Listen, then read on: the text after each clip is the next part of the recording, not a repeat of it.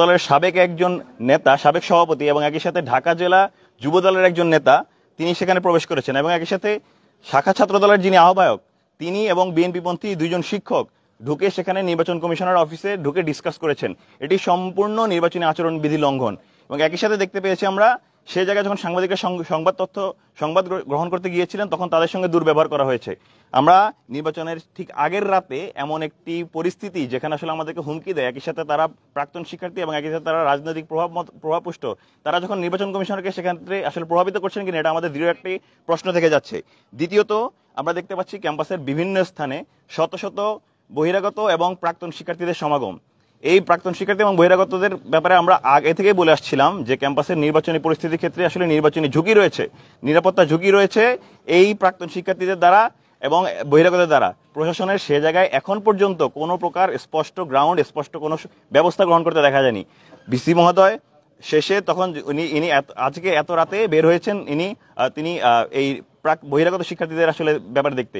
নির্বাচন কমিশনের ব্যাপারে আমরা এই ব্যাপারটিতে বলেছিলাম, সেই ব্যাপারটিতে নির্বাচন কমিশন আমাদেরকে যেটি জানিয়েছেন যে ওনারা আগামীকাল মানে আজ সকাল 6টা পর্যন্ত প্রাক্তন শিক্ষার্থী যারা রয়েছেন তাদেরকে এই ক্যাম্পাস থেকে এই নির্বাচনের সময়ে, নির্বাচনের পূর্বে ক্যাম্পাস থেকে আসলে ত্যাগ করার নির্দেশ দিয়েছেন এবং 6টার পর যদি কেউ আসলে নির্বাচন চলাকালীন সময়ে ক্যাম্পাসে অবস্থান করেন সেক্ষেত্রে তারা ফৌজদারি আইনে ব্যবস্থা নেবেন। এটি আমাদেরকে নির্বাচন কমিশন জানিয়েছেন। তৃতীয়ত পোলিং এজেন্টের ব্যাপারে আমরা আমাদের দৃষ্টিভঙ্গি জানিয়েছিলাম যে পৃথিবীর কোনো নির্বাচন নেই যেখানে পোলিং এজেন্ট থাকে না। পোলিং এজেন্ট না থাকার কারণে নির্বাচন প্রশ্নবিদ্ধ হয়, নির্বাচনের স্বচ্ছতা প্রশ্নবিদ্ধ হয়। সে জায়গায় প্রশাসনকে আমরা এই জায়গাটি জানিয়েছি এবং প্রশাসন সে জায়গায় রাজি হয়েছেন যে প্রত্যেক প্রার্থী চাইলে 2 জন করে পোলিং এজেন্ট নিয়োগ দিতে পারবেন। একজন হলো ভোট গ্রহণের সময় এবং দ্বিতীয়ত ভোট গণনার সময়। সে জায়গায় সকালবেলা ওনারা যে অ্যাপ্লিকেশনটা দেবেন সেই অ্যাপ্লিকেশনটা নির্বাচন কমিশন অ্যাপ্রুভ করলে সে জায়গায় ওনারা পোলিং এজেন্ট নিয়োগ দিতে পারবেন 2 জন করে। সে জায়গাটা প্রশাসন ক্লিয়ার করেছেন। কিন্তু আমরা একই সাথে যে ওএমআর মেশিনের ক্ষেত্রে আমরা যেটি দেখতে পেয়েছি যে ওএমআর মেশিন আসলে একটা টেকনিক্যাল জিনিস, এই টেকনিক্যাল জিনিসের আসলে এরর আছে কিনা সেই জায়গাটা আমরা যাচাই করতে চেয়েছি। তো আমরা সেই জায়গায় প্রশাসনকে দাবি জানিয়েছি ওএমআর মেশিনের যেন একটা হাই টেকনিক্যাল টিম দিয়ে এই ওএমআর মেশিনের ট্রান্সপারেন্সি যাচাই করা হয়। ওভারঅল যে পরিস্থিতি আপনারা দেখতে পাচ্ছেন এবং একই সাথে সর্বশেষ ডোপ টেস্টের ব্যাপারে প্রশাসন আমাদেরকে কোনো সদুত্তর দিতে পারেনি। ডোপ টেস্ট গতকাল করা হয়েছিল, আজকে পর্যন্ত করা হচ্ছে। ডোপ টেস্টে কারা অংশগ্রহণ করেনি সে তথ্য নির্বাচন কমিশনের কাছে নেই এবং এর সাথে কারা কারা এই ডোপ টেস্টে পজিটিভ এসেছে, নেগেটিভ এসেছে সেই তথ্য নেই। সুতরাং আমরা ধরে নিতে পারছি ডোপ টেস্টটা আসলে একটা ক্যামোফ্লেজ ছাড়া আর কিছুই নয়। সব মিলিয়ে আমরা যেটা দেখতে পাচ্ছি নির্বাচনের একটি আগের রাতে এমন একটি পরিবেশ যেখানে আসলে বহিরাগতরা ক্যাম্পাসে অবস্থান করছে, প্রাক্তন শিক্ষার্থীরা এসে নির্বাচন কমিশনের ভেতরে সরাসরি ঢুকে যাচ্ছে, তারা সাংবাদিকদের ধমকাধমকি করছে। সেই জায়গায় আমরা স্পষ্টভাবে বলতে চাই যে আসলে নির্বাচন ষড়যন্ত্রের মধ্যে চলছে এবং নির্বাচন একটা জাকসু নির্বাচন চরম হুমকির মধ্যে রয়েছে। আমরা স্পষ্ট ভাষায় আমাদের জায়গা থেকে বার্তা দিয়েছি এবং আপনাদের মাধ্যমে বার্তা দিতে চাই 33 বছর পর জাহাঙ্গীরনগর বিশ্ববিদ্যালয়ে যে নির্বাচন অনুষ্ঠিত হতে যাচ্ছে সেই নির্বাচনকে বাধাগ্রস্ত করতে কোনো শক্তি পারবে না। এই ক্যাম্পাসের শিক্ষার্থীরা তাদের ন্যায্য অধিকার দিতে চায়, তারা চায় ভোট দিতে, তারা কাকে ভোট দিবে সেটা তারা নির্ধারণ করবে। নির্বাচন কমিশনের কাজ স্বচ্ছতা নিশ্চিত করা, সুষ্ঠু লেভেল প্লেইং ফিল্ড করা।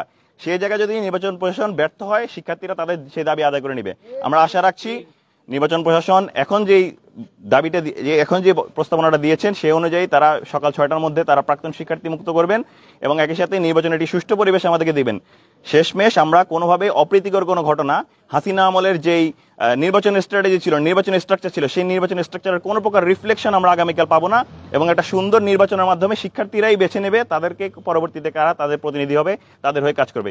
আমরা এই আশাবাদ ব্যক্ত করছি এবং দৃঢ়ভাবে বলে যাচ্ছি কোনো প্রকার ষড়যন্ত্র আমরা এই জায়গা থেকে সহ্য করবো না। সবাইকে অসংখ্য ধন্যবাদ। জি, প্রশ্ন ক্লিয়ার করবেন যে ভোট গণনার ব্যাপারে বলা হচ্ছিল যে আসলে কোন প্রক্রিয়া ভোট গণনা হবে, বিভিন্ন প্যানেল থেকেও বলা হচ্ছে যে ওএমআরে বা হাতে, এই ব্যাপারে হচ্ছে আপনাদের কোনো আছে কিনা?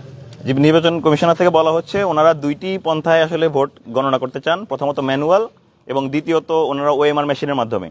সেক্ষেত্রে ম্যানুয়ালের ব্যাপারে আমাদের কোনো আপত্তি নেই, কিন্তু ওএমআর মেশিনে যদি করা হয় সেক্ষেত্রে ওএমআর মেশিনের মধ্যে আসলে টেকনিক্যাল কোনো এরর রয়েছে কিনা, টেকনিক্যাল কোনো ফল্ট রয়েছে কিনা কিংবা কোনো প্রকার আসলে ম্যানিপুলেশন রয়েছে কিনা সেটি আমরা আসলে একটি টেকনোলজিক্যাল টিম দিয়ে আমরা আসলে যাচাই করতে চাই এবং আমরা প্রশাসনকে সেই দাবি জানিয়েছি। আশা করছি প্রশাসন সকালের মধ্যে সেই ব্যবস্থাটা করে দেবেন। জি, থ্যাংক ইউ ভেরি মাচ। আর কোনো প্রশ্ন থাকলে আসতে পারে।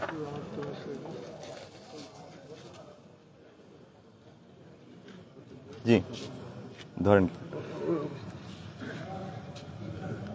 যে আজকে আপনাদের অভিযোগটা নিয়ে একটু জানাবেন।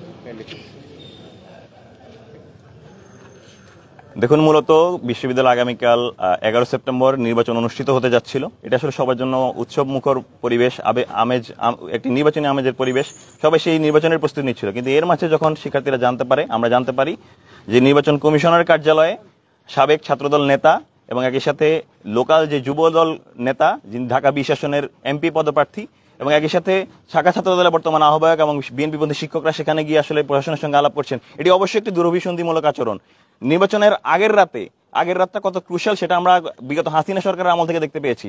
সে আগের রাতে যখন তারা এভাবে নির্বাচন কমিশনে মিটিং করে এবং সাংবাদিকরা তথ্য সংগ্রহ করতে গিয়ে যখন তারা বাধা সম্মুখীন হন, তারা হুমকি ধমকের সম্মুখীন হন, তখন আসলে নির্বাচনের যেই সুষ্ঠু পরিবেশ, সেই সুষ্ঠু পরিবেশ স্পষ্টতভাবে আসলে প্রশ্নবিদ্ধ হয়। এবং একই সাথে যখন ব্যালট বক্স নিয়ে যাওয়া হচ্ছে, ব্যালট বক্স কেন সকালবেলায় পুলিশ প্রশাসনে নিয়ে যাওয়া হবে না, কেন রাতের বেলায় ব্যালট বক্সগুলো নির্বাচনী কেন্দ্রগুলোতে নেওয়ার এত আর্জেন্সি তৈরি হয়েছে? সামগ্রিক পরিবেশ আমাদের কাছে খুবই ঘোলাটে মনে হচ্ছে এবং ষড়যন্ত্রমূলক মনে হচ্ছে। এজন্য আমরা আমাদের অবস্থান জানাতে এসেছি। বাকি যে অবস্থানগুলো আমরা আমাদের নিজস্ব হলে ফিরে যাব, সকালবেলা নির্বাচনের অংশ নিতে আসবো। আমরা আমাদের অবস্থানগুলো জানিয়ে গেছি।